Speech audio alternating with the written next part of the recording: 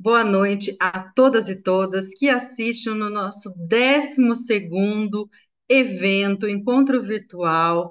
E o nosso objetivo, gente, é sempre dialogar e trazer conceitos de desenvolvimento sustentável e resiliência com foco nas agendas internacionais, especialmente a Agenda 2030 da ONU. E hoje, especialmente, vamos discutir cidades, vamos discutir comunidades sustentáveis, a nossa querida ODS 11, Objetivo do Desenvolvimento Sustentável número 11.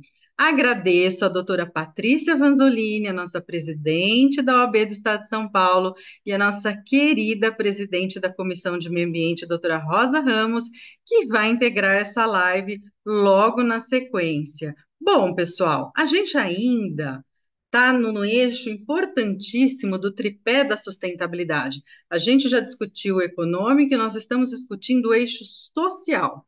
E quando a gente aborda a temática cidades, a gente está querendo dizer se ela vai ser inteligente ou não, se ela vai ser saudável ou não, se ela vai ser sustentável, se ela vai ser amigável com as pessoas. As pessoas estão felizes na cidade?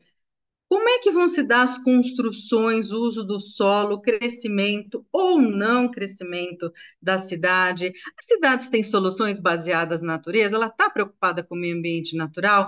Está preocupada em ser resiliente? E as moradias, né? A infraestrutura social, a preservação do patrimônio cultural e todas as outras políticas públicas que têm sinergia e são integradas com a temática da sustentabilidade. Vejam que na minha introdução eu estou falando uma série de temáticas porque as cidades são complexas. São complexas porque são onde as pessoas vivem, convivem, labutam, e onde tem os desafios e onde tem as soluções. E para discutir essa temática de hoje, me acompanha o coordenador do Observatório de Desenvolvimento Sustentável, Dr. Danilo Oliveira, que está aqui com a gente todas as lives, brilhantemente nos moderando.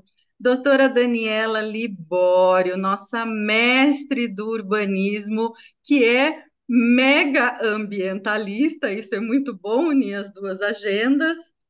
Carol Guedes, que é empreendedora e fundadora, né, e CEO da B-Circle. Vocês vão descobrir já já o que é B-Circle.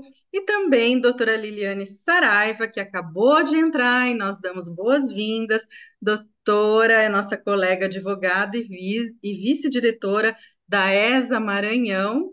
E, desde já passo a palavra para o Danilo, que vai apresentar nossas queridas palestrantes e vai moderar o nosso evento. Danilo, muito obrigada, muito boa noite, a palavra é sua.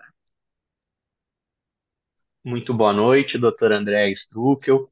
Mais uma vez, muito obrigado pela possibilidade de moderar a nossa 12ª live, que fala sobre o ODS 11.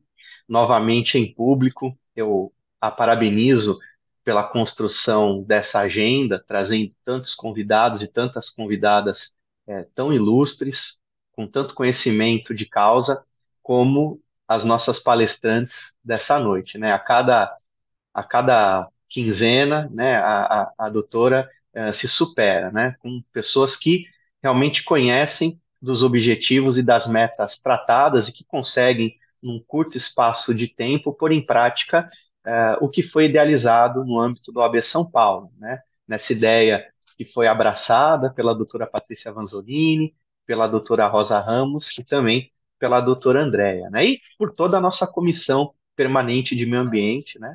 Então, aproveito para saudar a todos os membros de nossa comissão que nos acompanham já desde de a primeira live.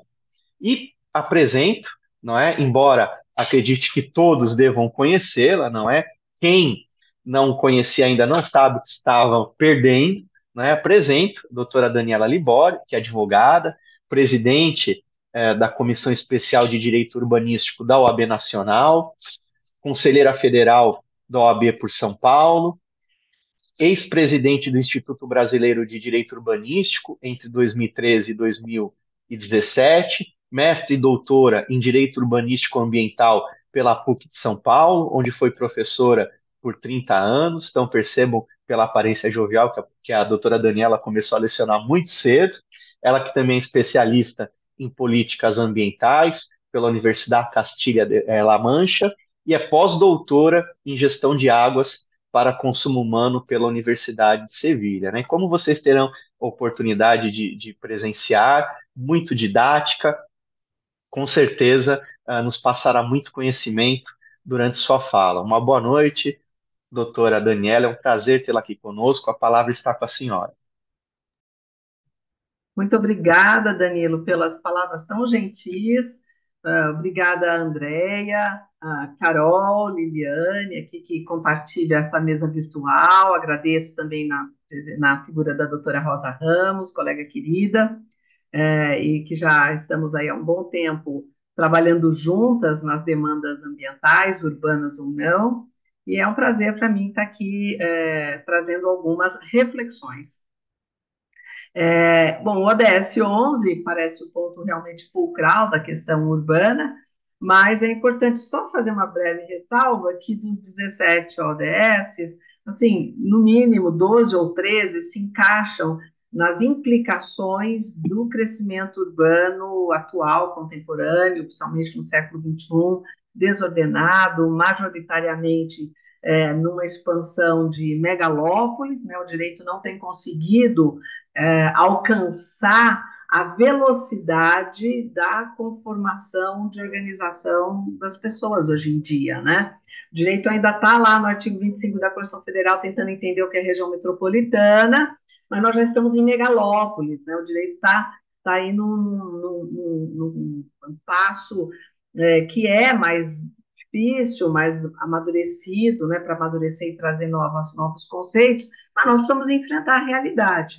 Né? O direito urbanístico ele só consegue sobreexistir e ter alguma efetividade se olhar para a realidade com a cara que ela tem efetivamente e tentar colaborar para uma qualidade de vida melhor, que é o que todos nós almejamos nas nossas comunidades. E aí, dentro da potencialidade que é essa ODS 11, né, do trabalho dessa nossa live, não dá para falar das generalidades totais, porque cada recorte da ODS traz mantras e diretrizes e vontades inúmeras. Eu vou fazer um recorte para poder ter alguma produção maior. A Andrea já trouxe na breve abertura dela a expansão valorativa que essa ODS traz, as interfaces, mas eu vou fazer um recorte de moradia só para poder ter algum aproveitamento mais efetivo. Então, essa ODS, ela propõe, por exemplo, e eu estou trazendo isso que eu falo exemplificativamente, então não reduzam a ODS a isso, né, é apenas um recorte, que devemos ter moradias seguras e acessíveis, etc. Mas que recorte eu quero fazer? Uma provocação muito séria é a moradia de preço acessível, né? Até 2030. Independente do número 2030, que está aqui há pouco mais de 5 anos à nossa frente, e com todas as problemáticas de uma moradia acessível, que já não só no quesito preço, mas também na questão quantidade, se fosse ofertada, nós não temos quantidade de moradia suficiente para a população específica, e a gente tem que ir fazendo recortes, né, nesse sentido. Então, o que seria preço acessível? Bom, o déficit habitacional ele está centrado nas classes mais baixas, no sentido de resultado econômico, mais vulneráveis economicamente. É ali que o problema da moradia se enfrenta maior, mas o mercado imobiliário e a gestão pública não estão fazendo esse enfrentamento de maneira contundente. Não, não estão. Não estão. Né? Essa é uma constatação. Né? Podemos pensar motivos, mas não podemos deixar de enfrentar que o mercado imobiliário e o poder público não estão enfrentando quantitativamente a superação do déficit de moradia. Então, o que seria esse preço acessível? Bom, nós vamos pegar as moradias que existem e que estão ociosas, porque existe um volume imenso de imóveis vazios em todas as cidades, principalmente nas capitais e grandes cidades. Vamos pegar estes imóveis, reduzi-lo a preços e ofertar para a população de baixa renda, oh meu Deus, né? Então eu sei que uma parte da nossa população vai ficar estarrecida em pensar que a população mais vulnerável economicamente vai morar no mesmo prédio, no mesmo bairro, do que aquelas pessoas que ali estão, né? Então eu estou querendo fazer aqui um anarquismo, uma revolução, mas estou fazendo propostas aqui bastante objetivas. Temos imóveis ociosos, são moradias ociosas, temos pessoas que precisam de moradia. Então, vamos fazer alguma coisa nesse sentido? Então, veja que essa é uma provocação séria, justamente para chacoalhar um pouco.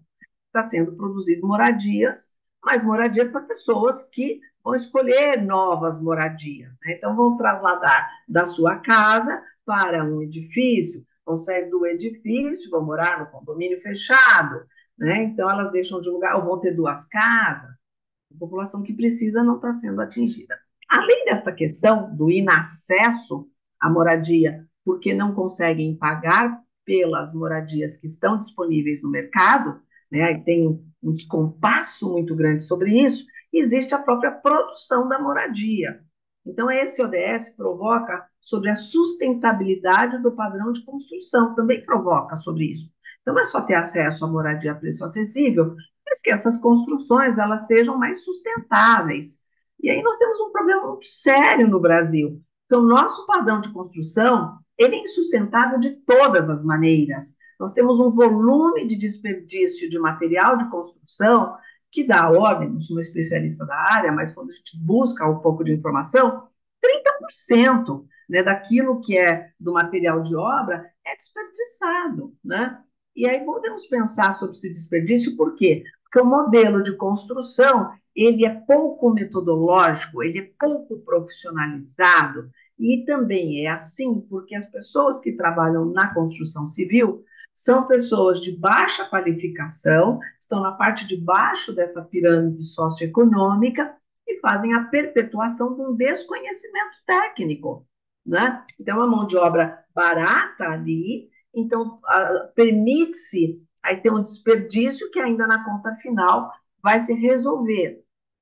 Agora, dá-se conta de que essa mão de obra está escasseando, porque também trabalhar de sol a sol, não é? De segunda a sábado, para receber um salário mínimo e meio, não é? Sem condições dignas de trabalho, as pessoas estão repensando um pouco sobre isso, né? Então, está havendo aí também um ajuste sobre isso. E nessa desoneração do padrão de construção, existe também a questão da cadeia tributária. Então, se a gente for falar em padrão de sustentabilidade de construção, uma das questões que tem que se colocar nessa ponta do lápis é a tributação, porque é só colocar a palavra sustentável que o negócio já vai lá para as alturas.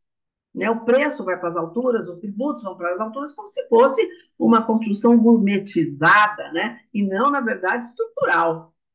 Então, assim, a gente tem que reorganizar as diretrizes e aquilo que é efetivamente um valor para nós no Brasil. Então, mão de obra de baixa qualificação, porque não conseguem acesso, e aí desperdiçam muito, e aí se vai tentar resolver isso, né? Você vai comprar lá um vaso sanitário que vai fazer uma equação de economia de água, caríssima. Ela é caríssima. Você vai pegar uma torneira dessa forma, você vai pegar um tijolo feito de material mais ecológico, né? Tudo isso vai para as alturas de preço. Então, nós temos muito que pensar nesse sentido, né? Nesse respeito sobre a sustentabilidade das construções. Então, veja aí que eu já coloquei a questão do inacesso, não há preço acessível de moradia, e isto era para a classe D e E, isso já atinge a classe C, e os jovens de hoje em dia falam, não vamos conseguir comprar nossas moradias. A geração mais jovem, meus filhos falam, mãe, o que vocês fizeram na geração de vocês, quando vocês estavam lá construindo a vida, com sonhos, e compraram um terreno, construíram a casa, a minha geração não está sonhando isso, porque está inacessível. Né? Então, assim, é uma coisa muito gritante. Então, nós temos o problema do acesso por preço inacessível, nós temos aí um mercado financeiro que se apropria muito deste valor, tem muito imóvel vazio, mas com uma vida ativa econômica tremenda, com fundos imobiliários e outras questões aí econômicas que ficam por detrás dos imóveis, às vezes compensa deixar ele vazio, porque a atividade econômica que ele tem é imensa, né? Mas está criando uma relação de disfunção territorial e de infraestrutura na cidade. Então, nós estamos num momento de muita confusão a respeito do que queremos nas nossas cidades. Nós temos umas questões sociais graves, né, de dificuldade de moradia, que está assolando aí agora outras camadas da sociedade, não só mais a base, mas as classes médias já em vários estratos. Nós temos uma oneração gravíssima para padrões construtivos que melhorem, nós temos baixa qualificação de quem trabalha na área, né? Então, tem todo um cenário muito complexo para a gente olhar para isso e poder transformar isso no nosso país de maneira mais aí sustentável, né? De forma mais equilibrada, em que, bom, se eu reduzo o custo da obra, eu posso aumentar o salário porque vai ter mais capacitação e, ao mesmo tempo, eu não vou gerar tanto resíduo e, portanto, eu não vou produzir tantos resíduos secos ali da indústria, né? E muitas vezes a gente vê as caçambas que vão jogando em qualquer lugar, qualquer espaço, os resíduos da construção civil, né? Então, assim, a gente precisaria virar isto, né, para fazer uma conta que a gente fala win-win, né, para todo mundo sair ganhando nisso.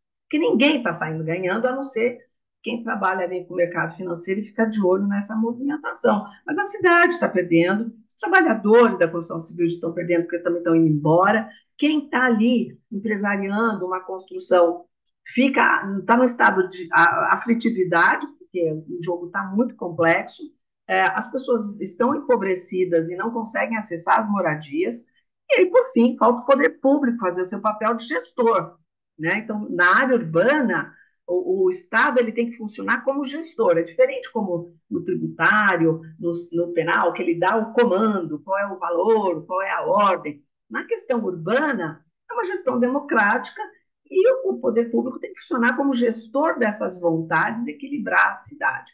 Então, está faltando todo mundo assumir um pouco o seu papel, principalmente o Estado, e a gente sentar para conversar e mudar esses padrões para que a gente possa se alinhar para caminhar para moradia acessível, segura, inclusive, etc., sustentável, a preço bom, né? Que não tenham tantos imóveis ociosos.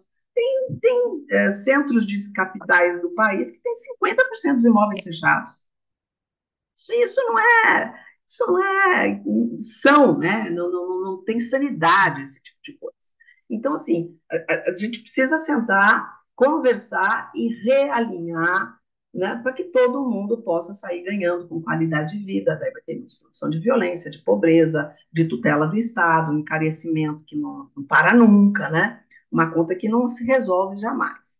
Então, eu vejo saídas, estamos num momento muito crítico desta fase, acho que está tudo explodindo em todos os lados, e é um momento muito bom para a gente sentar e construir novas propostas nessa área. Então, essa é uma breve introdução que eu faço do assunto, não quero tirar o tempo das minhas colegas de mesa, e fico à disposição para mais uma rodada, se der tempo.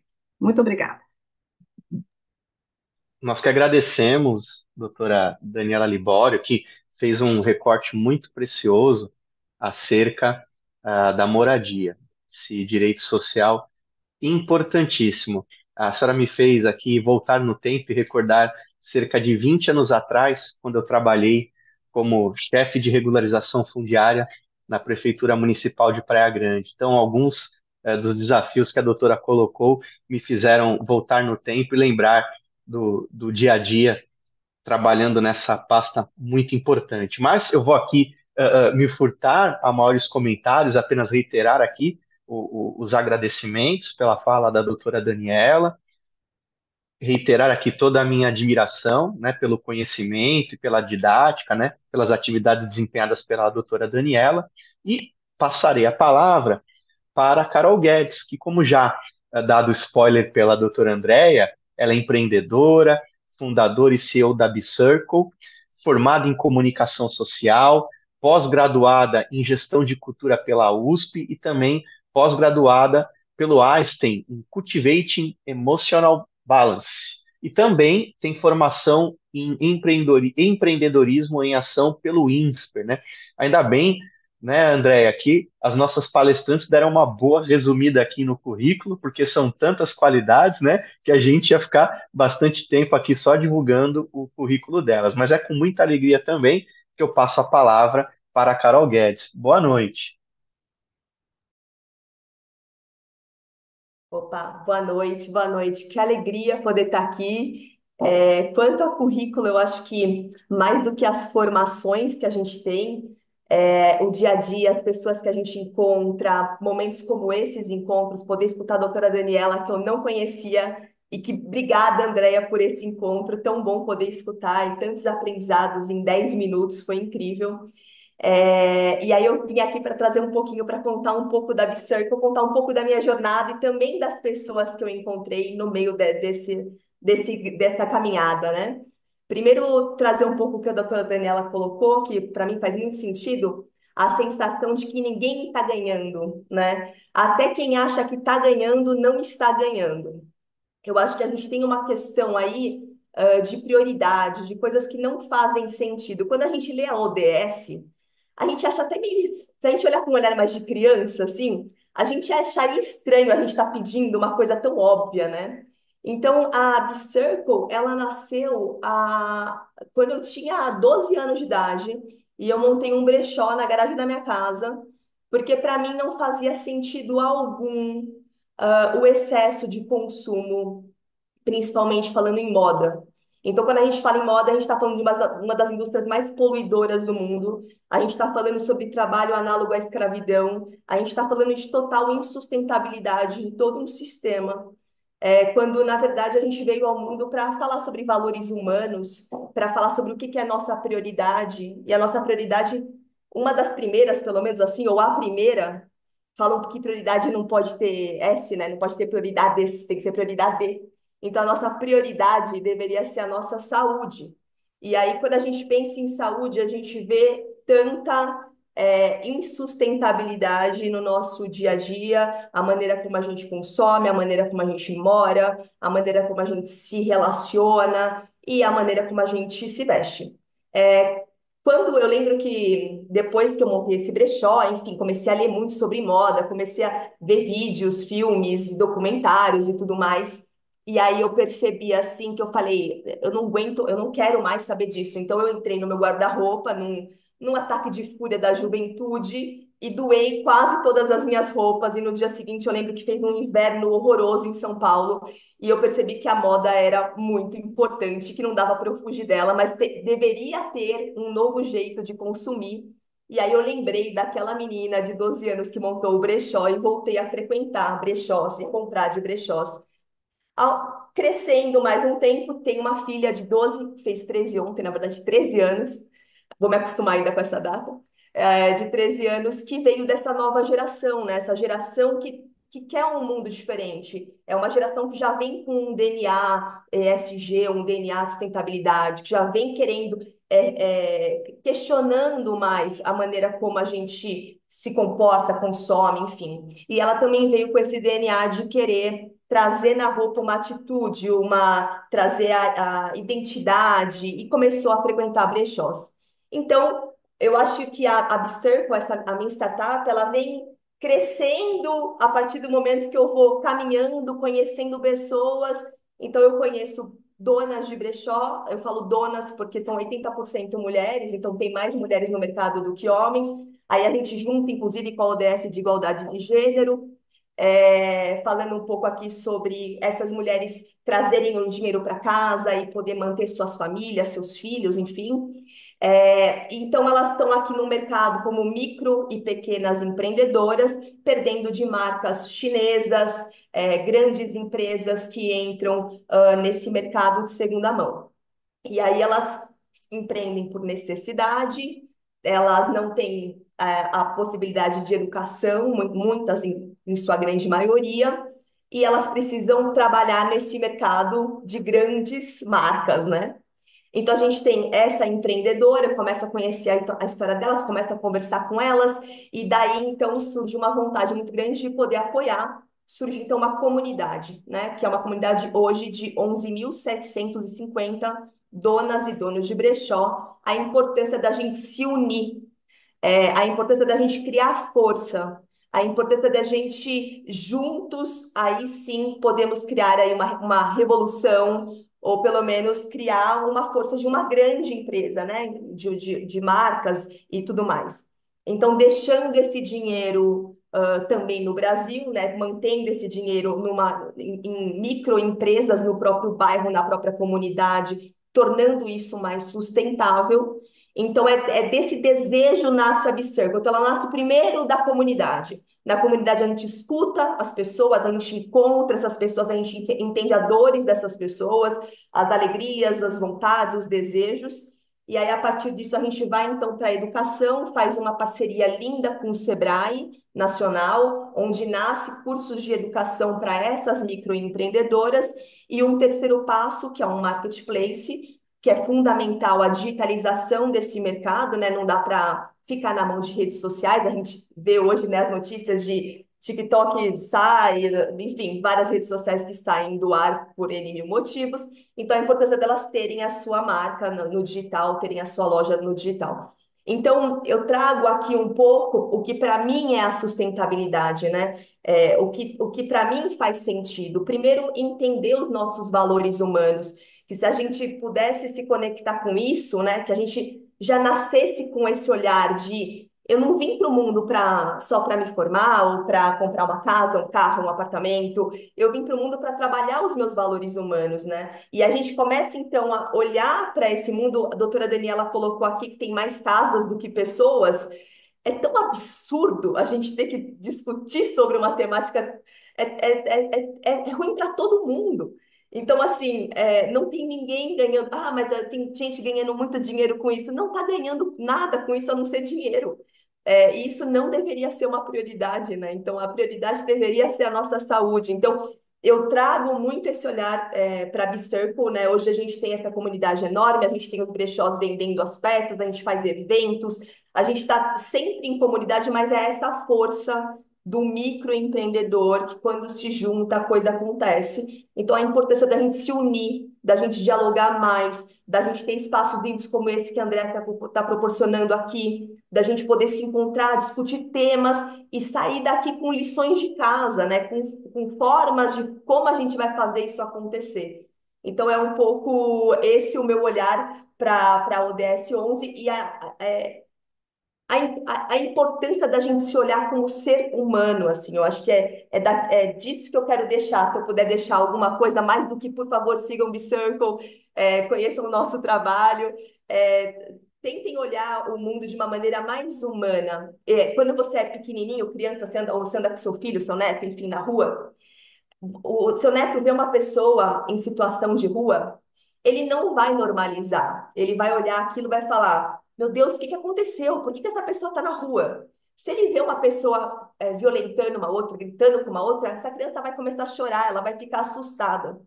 Aos poucos, a gente vai vendo tanta violência, a gente vai vendo tanto descaso, e a gente vai falando: Ah, é assim que funciona, né? Então, eu acho que a gente precisa se conectar mais um pouco com o sentimento de raiva, o sentimento, sabe, raiva como esse percursor de transformação, de tirar da frente, de transformar, de ir para ação. Então, eu acho que esse é o meu chamado aqui hoje também. E agradeço esse espaço, André, agradeço, quero escutar mais vozes, enfim, estou aprendendo muito com vocês. E obrigada, obrigada, muito obrigada por esse momento. Nós que agradecemos, Carol, por você compartilhar conosco essa tua experiência, né? Como já dito anteriormente, muitos dos ODS se misturam e você acaba trazendo aqui o ODS 12, né? Dos padrões de produção e consumo sustentáveis e essa questão que é muito cara, intimamente ligada ao ODS 11, né? Que diz respeito ao comércio local e a padrões de consumo sustentáveis que estimulem, né, o comércio local, a geração de renda, né? Parabéns, né, por essa iniciativa, e acho que a forma como você trouxe também foi muito oportuna, né? Porque, de fato, a gente, quando tem aquela pureza da criança, a gente tem um outro olhar para o mundo, às vezes até mais crítico, do que depois já de jovens e adultos e com formação técnica, né? Por incrível que pareça, aquela pureza da criança é muito mais crítica, porque a gente acaba aceitando com normalidade esse estado de coisas, né, equivocado. Então, muito obrigado também por essa tua fala e com certeza pelo menos mais um seguidor você já ganhou, né? Que eu já vou seguir aqui vocês e com certeza não dar uma força, mas aprender muito também. E na sequência, daqui a pouquinho eu já vou passar a palavra para a doutora Liliane Maria Furtado Saraiva. Hoje também uma noite aqui, uma live, né, repleta de mulheres competentes, trazendo aqui a sua experiência, né? Isso também é muito importante, essa questão também do gênero, como a Carol mencionou. Então, a doutora Liliane Maria Furtado Saraiva é advogada, vice-diretora da Escola Superior da Advocacia do Maranhão, mestrando em Direito Público pela Universidade Portucalense, ela que é especialista em Direito Constitucional e Eleitoral, membro da Comissão de Direito Eleitoral do Conselho Federal da OAB e também da Comissão da Mulher. E, como já disse, né, advogado, né, no estado do Maranhão. E, por fim, membro também da Academia Maranhense de Cultura Jurídica, Social e Política, né? Também aqui com muitas qualidades, né? Eu passo a palavra a doutora Liliane Saraiva. Muito bem-vinda, doutora. Boa noite, muito obrigada, doutor Danilo. Obrigada, Andréia. É uma alegria imensa estar aqui dividindo esse espaço com a doutora Daniela, a doutora Carol, com todos vocês. Né? Agradeço muito à OAB São Paulo, à Escola, né, Superior da Advocacia, da AGU também, todos os organizadores que eu vi, que tem muita gente empenhada nesses encontros. E é uma alegria imensa realmente dividir esse espaço com vocês, ter o prazer de conhecê-las, conhecer a todos, né? E, Carol, eu desejo muito sucesso a você. Assim, fico feliz de ver uma mulher empreendendo. Como o doutor Danilo falou, né, eu faço parte da Comissão da Mulher e da Advogada aqui, então das nossas diretrizes é dar apoio a essas mulheres empreendedoras. Então, aqui a gente compra livro de autoras, a gente compra as roupas em lojas de mulheres, vai em brechó, faz doação, e é ajudando uma outra que realmente nós vamos um dia conseguir a equidade, né, conseguir o nosso estar onde nós devemos e podemos e queremos estar. Então, fiquei feliz demais em conhecê-la aqui, desejo muito sucesso. Agradeço também rapidinho a doutora Rita Nolasco. Encontrei com ela aqui no Maranhão, no início desse mês, na Conferência Estadual da Advocacia do Maranhão, e na oportunidade a gente discutir exatamente sobre os ODS. Falávamos sobre o ODS número 8, como foi muito bem dito também por doutor Danilo aqui, uma das diretrizes que nós conversávamos era que esses objetivos do desenvolvimento sustentável eles estão todos interligados. E os dados dizem que quando um objetivo, uma meta de um objetivo é alcançado, muito provavelmente não só aquele objetivo é alcançado, outros também são, até por conta dessa conexão, né? E o que é que os ODS têm em comum? Né? Por que que eles estão interligados? Além deles terem essas características dos direitos humanos, especialmente a universalidade, por isso que o esforço, né, para atingir até 2030 todas as metas, todos os objetivos, ele é global, passa pelos pontos. Daqui a pouquinho eu vou mostrar alguns dados que eu trouxe relativos ao Brasil, mas é um esforço global e trazendo aqui para o urbanismo, trazendo para o DS11, né? São muitos esforços dos municípios, como foi bem dito pela doutora Daniela também, os órgãos públicos precisam fazer a sua parte. E em relação ao ODS 11, né? Tornar as cidades, assentamentos humanos inclusivos, seguros, resilientes e sustentáveis. É, esses ODS, eles fazem parte também de uma das linhas de pesquisa do meu mestrado. E lá, o que que eu discuti? Eu pesquisei muito dados, eu vou trazer alguns dados aqui para vocês, porque eu tinha muita curiosidade em saber como que o Brasil mensurava o que está sendo feito. Se existia algum dado, como que isso é acompanhado, quem que acompanha. E na minha pesquisa, eu comparei alguns países. Né? Aqui eu só vou trazer os dados do Brasil, relativo ao ODS 11. E aí, como que é realizada essa avaliação no Brasil hoje, né? A Presidência da República, através da sua Secretaria de Governo, criou a Comissão Nacional dos ODS, que eles publicam os resultados, né, dos índices, dos indicadores e das metas através dos cadernos ODS. E quem faz esse acompanhamento é o IPEA, né, o Instituto de Pesquisa Econômica Aplicada. Então, o que que o IPEA faz? Ele adequa os objetivos formulados pela ONU para a realidade de cada país, no nosso caso, a realidade do Brasil. E em relação ao ODS 11, nós temos 10 metas, né? Mudou a característica, mudaram algumas expressões em relação às metas que a ONU configurou. Então, quando veio para a realidade brasileira, mudou, mas foram todas adequadas.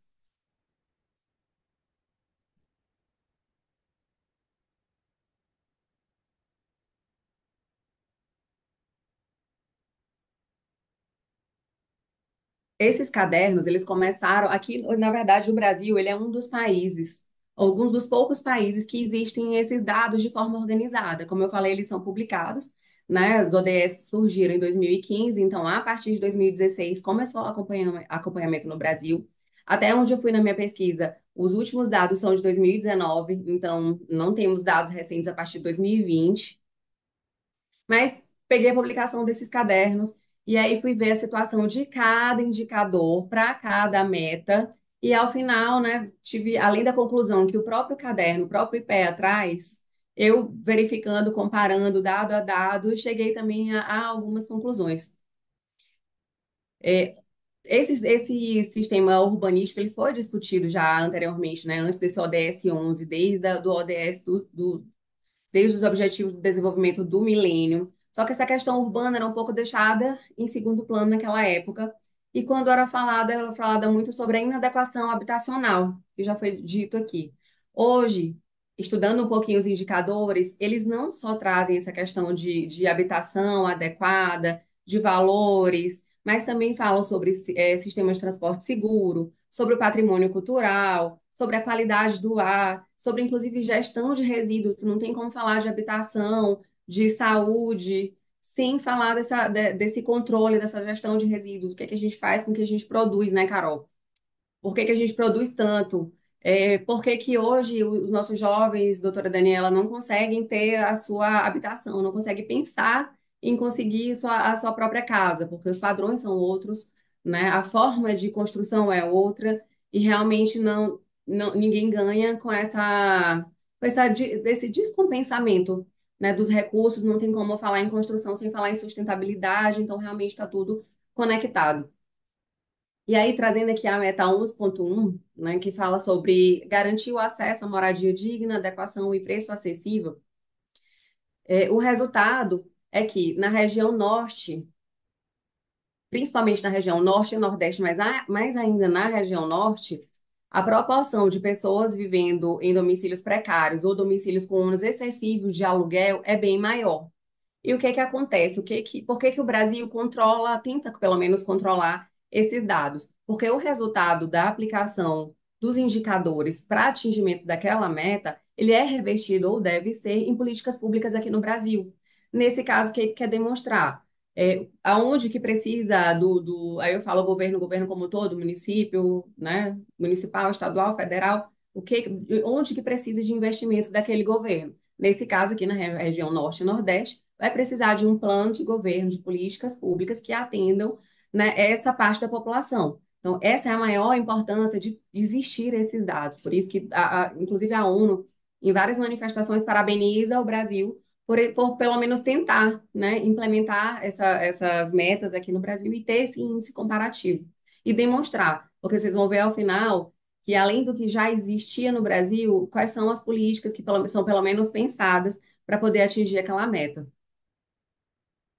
A meta 11.6, que fala muito rapidamente, eu vou resumir aqui, porque são, né, 20 metas, como eu falei aqui para vocês, 10 metas com vários indicadores, e aí não tem como tratar de cada uma. Mas a 11.6, que fala de reduzir impacto ambiental negativo per capita das cidades, melhorando os índices da qualidade do ar e de gestão de resíduos sólidos, né? Em relação a esse dado, no ano de 2017, apenas 55% dos municípios possuíam um plano de gestão integrada de resíduos sólidos. né? É muito pouco para a nossa realidade, do que a gente já vem discutindo desde os Objetivos do Desenvolvimento do Milênio, com essas realidades que impactam onde? Impactam é, é, nesse controle de catástrofe também, que é um dos indicadores, e que tudo, como eu falei, está interligado. Se você não resolve aqui, vai reverberar aqui e continua sendo ruim para todo mundo. A meta 11.b, que fala que até 2030, né, devemos aumentar significativamente o número de cidades que possuem políticas e planos de desenvolvimento implementados para mitigação e adaptação e resiliência às mudanças climáticas, que é outro assunto global, que a gente às vezes não consegue pensar a nível municipal, por exemplo, mas sim, existem planos interligados com o governo federal, governo municipal, para atingir também. O que que esse indicador indicou, né? O que foi que o resultado do IPEA trouxe em 2017 também? Que pouco mais de um terço dos municípios, né, era 34%, adotavam ações ou instrumentos de gerenciamento de riscos, né? Isso é muito sério. As chuvas que vêm agora, a mudança climática, os anos mais quentes da história, desde que a gente conseguiu mensurar. Se você para pensar, vem de onde? Vem do que a gente está acabando de falar aqui, de melhorar a gestão de resíduos, qualidade do ar, de ter políticas de desenvolvimento e de implementação para mitigação dessas mudanças climáticas, e ninguém pensa em como resolver, né? Vai pensar lá, meu Deus, teve uma catástrofe e agora? Junta todo mundo, vamos resolver aqui esse ponto, mas ninguém consegue pensar na prevenção. Isso é importante. E como a doutora Daniela muito bem falou, o esforço é de todos, né? O esforço é do ente público, são das empresas, Carol, são dos empreendedores, é da sociedade, é da mídia, ter compromisso com a verdade, relatar dados, como eu estou trazendo aqui para vocês. Eu não inventei nada, não foi uma pesquisa de Google, né? Eu fui atrás dos cadernos publicados, olhei meta por meta, gráfico por gráfico, índice por índice, dado por dado. E em relação ainda a esse gerenciamento de risco, em 8 estados, e lá em 2017, esse indicador não ultrapassava a marca de 25% dos municípios. Então, ninguém pensa em manter um clima adequado para a gente continuar a viver. Eu não estou falando de nada muito difícil ou diferente ou inacessível para alguém, é para que nós continuemos aqui. E aí eu trouxe também alguns programas e políticas, né, após esses dados, alguns programas e políticas existentes que contribuem para o alcance desse ODS. Porque, como eu falei, esse registro desses dados, ele tem um objetivo, é trazer, implantar políticas públicas que deem efetividade para aquela meta, que deem efetividade para o ODS, né?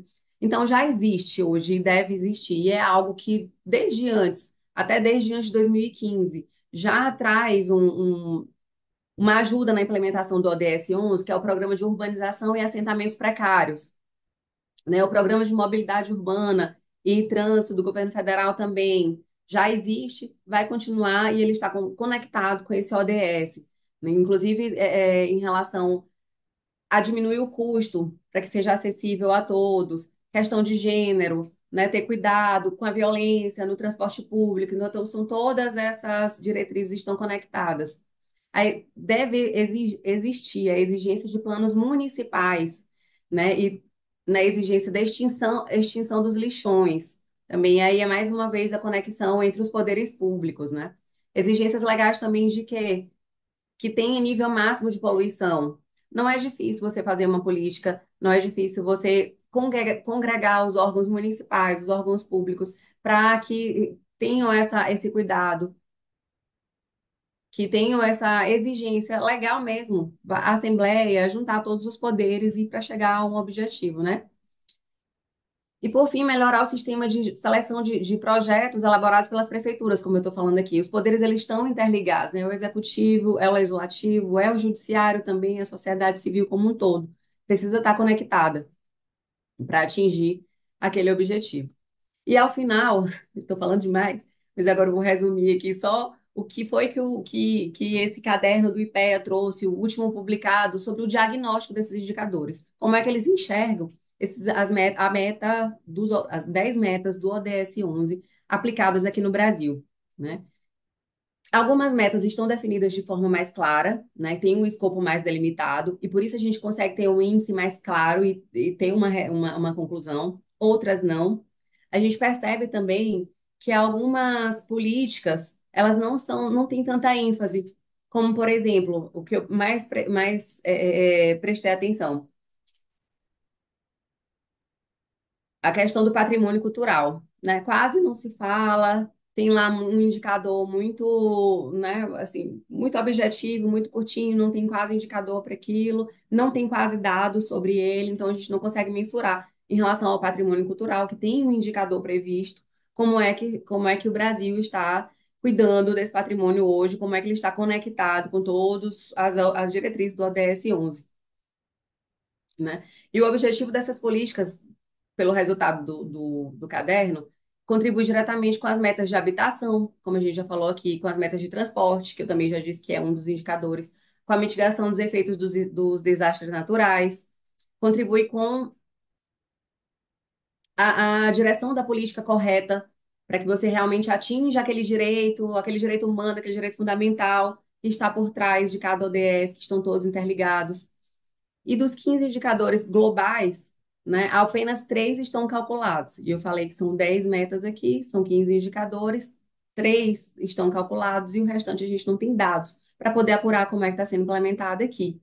Então, o maior desafio em relação ao ODS 11, que não é o mesmo desafio em relação ao ODS 8, que é o tema da minha pesquisa de mestrado, como eu falei para vocês, mas é nessa coleta e organização dos dados, a disponibilidade dos dados necessários para a gente poder comparar o avanço do Brasil em grande parte das metas do ODS 11. Em relação fazendo uma comparação só do 8 com o 11, o 8 eu tenho dados para quase todas as metas. Eu tenho indicadores e dados para quase todas as metas. No 11 eu quase não encontrei. E está muito claro na publicação do caderno.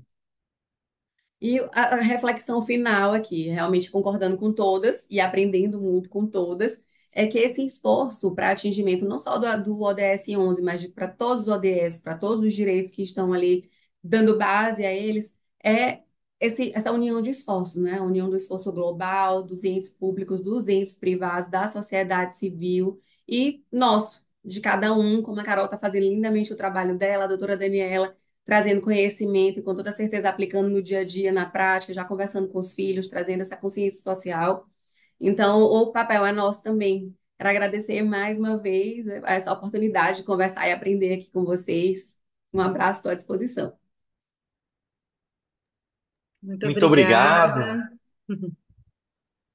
Obrigada, doutora Liliane. Eu vou pedir só para o Danilo deixar eu fazer só uma costuradazinha, né?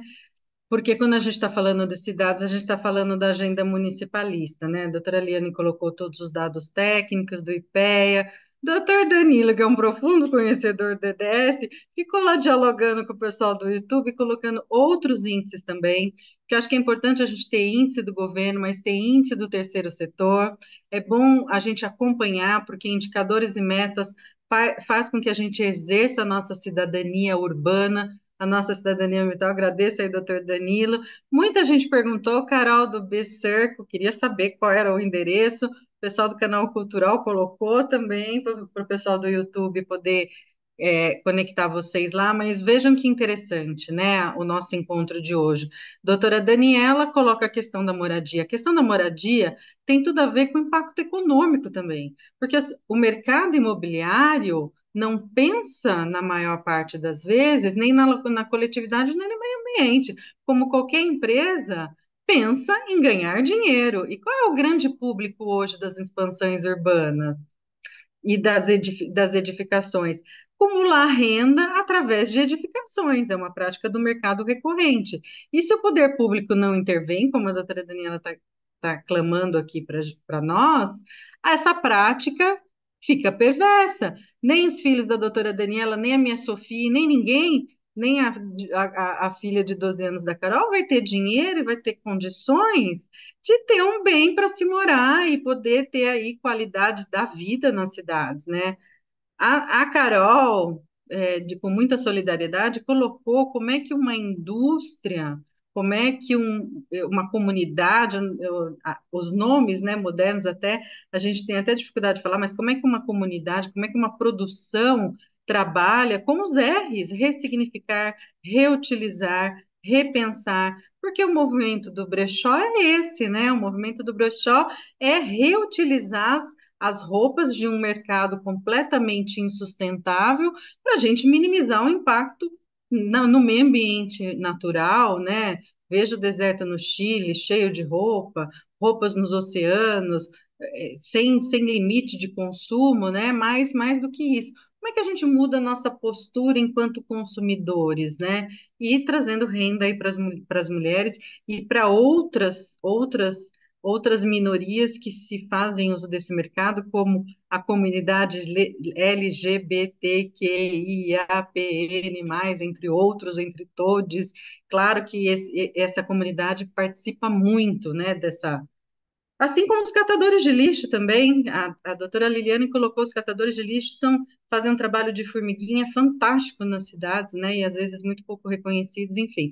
Eu não poderia deixar de fazer um comentário, viu, doutor Danilo, municipalista, né, do qual eu sou, claro que tem muitas conexões aqui para fazer, mas eu não deveria deixar. E como o doutor Danilo é o moderador, vamos dar aí um minuto para o encerramento para cada participante, doutor Danilo. Então, bora lá, doutora Perfeito, vamos Daniela. fazer isso. E aí fica o fechamento contigo.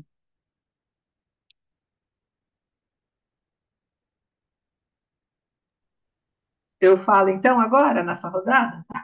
Então, só para encerrar, imagina, acho que as falas de cada uma aqui dessa noite trouxeram abordagens e pontos de vista que complementam as dinâmicas, seja da parte econômica, seja as constatações trazidas, né, o recorte que eu fiz na parte de moradia. Assim, já existem os tratados, o Brasil já tem todo um marco regulatório, normativo, que alberga e possibilita que a gente possa avançar nisso, né? Então, o que eu só vou insistir para fazer no encerramento, e com a fala, por exemplo, de iniciativas aqui específicas como o da Carol, né? Com todo o apanhado informativo que trouxe Liliane, né? Então, isso tudo só mostra que o que a gente está precisando é de realinhamento com relação a como fazer as coisas. Então, assim, de um certo lado, a gente não pode ter preguiça de viver melhor, né? Nós não dá para acomodar e viver, só continuar vivendo e tocando a vida. Então, acho que eu falo isso, mas é para todos os lados, segmentos sociais, econômicos, políticos, públicos, né? Nós temos que nos esforçar, sair desse modo automático, né? Nos reinventarmos, porque todas as possibilidades estão nas nossas mãos, não é? Para que a gente possa mudar a forma como nós vivemos, de forma que a gente possa ter realmente essa comunidade mais sustentável, inclusiva, não é? E que vai trazer mais satisfação e mais vontade de viver em comunidades e que a gente pare de se enclausurar dentro dos nossos lugares, porque não estamos mais suportando viver em comunidade. A gente tem que fazer o contrário, não nos isolarmos mais, mas ao contrário, sermos mais comunitários, mais solidários e não termos preguiça de fazer outra coisa, nem medo, né, só porque naquilo não está sendo feito ainda. Nós precisamos correr algum risco, porque de onde estamos só piora. Né? Então, nós precisamos entender. Tem uma frase que eu esqueci quem é que diz, aquelas frases que foi Einstein, foi Voltaire, foi Getúlio Vargas, mas eu acho que foi Einstein. De toda forma, não é possível que queiramos resultados diferentes fazendo do mesmo jeito. Então, se nós continuarmos agindo como estamos, como nação, como cidadãos, né, como gestores, nós vamos continuar colhendo os mesmos resultados agravados pelo tempo e pelos problemas. Então, não é possível. Então, temos que mudar o jeito de fazer as coisas e, nesse caso, comunidades sustentáveis. É isso, obrigada. E agradeço esse convite dessa mesa deliciosa de participar. Muito obrigada.